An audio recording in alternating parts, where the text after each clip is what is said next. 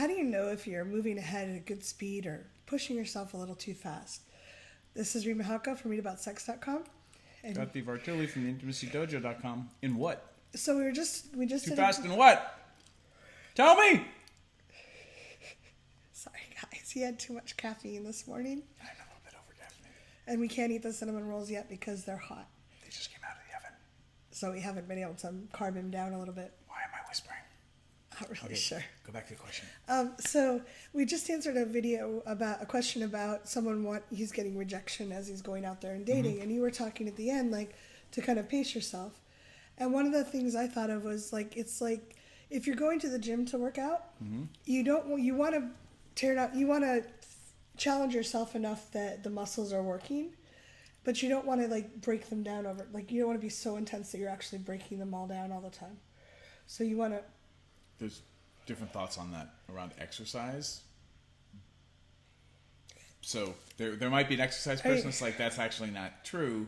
Okay. You want to, in exercise, I'm not an exercise trainer, nor do I play one on television or on YouTube.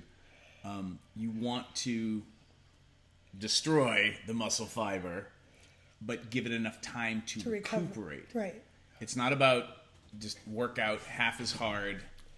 It's work out till failure, then give enough time for recovery. Now, where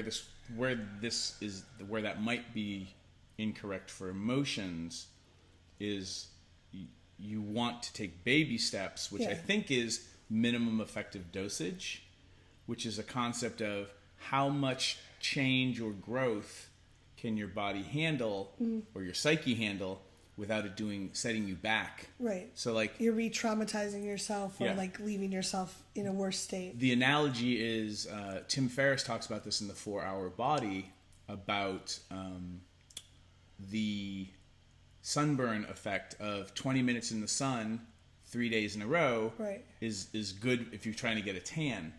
What you don't want to do is, 20 minutes a day for 3 days, I'll just do 60 minutes in one day and I'm there. Yeah.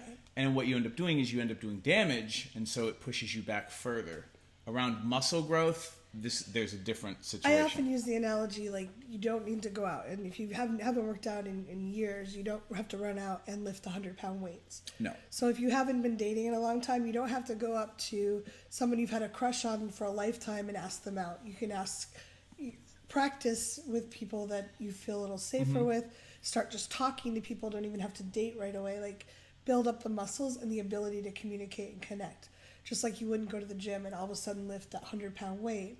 And also, if you're starting to feel emotionally fatigued from, say, you're practicing, you've gotten some rejection, if you need to give yourself a break, listen to your body and your emotions and hey, I'm feeling fatigued by this. I'm starting to feel down on myself. What can I do self-care-wise? Can I give myself a break for a day or two? I don't want to leave.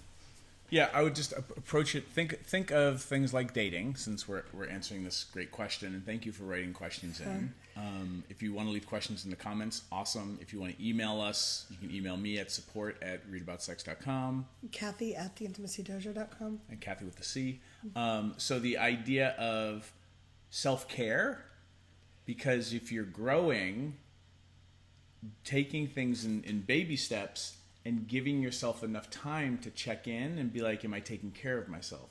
For somebody, diving in and lifting 100 pounds of dating is what's good for them. Right. For somebody else, you're going to maybe you're just doing those little hand weights of dating and then taking 2 days off.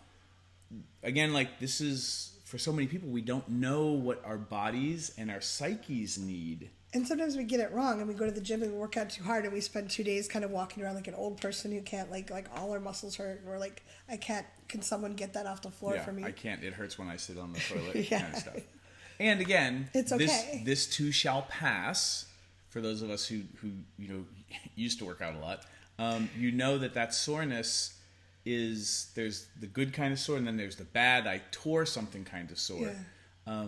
So again, learn what's a good fit for you, and do things in increments so that you can build up your muscles, your courage, your ability to take action, and not hurt yourself, not sprain, pull a hamstring, so to speak.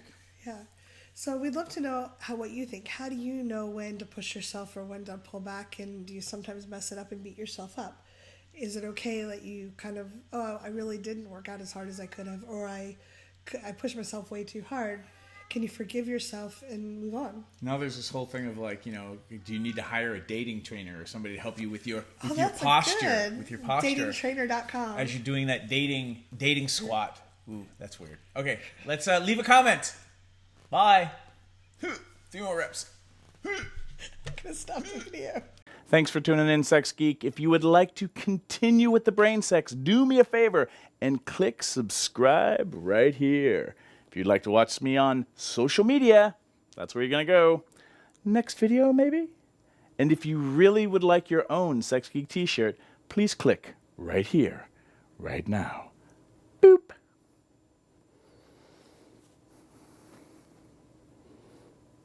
No, really, like...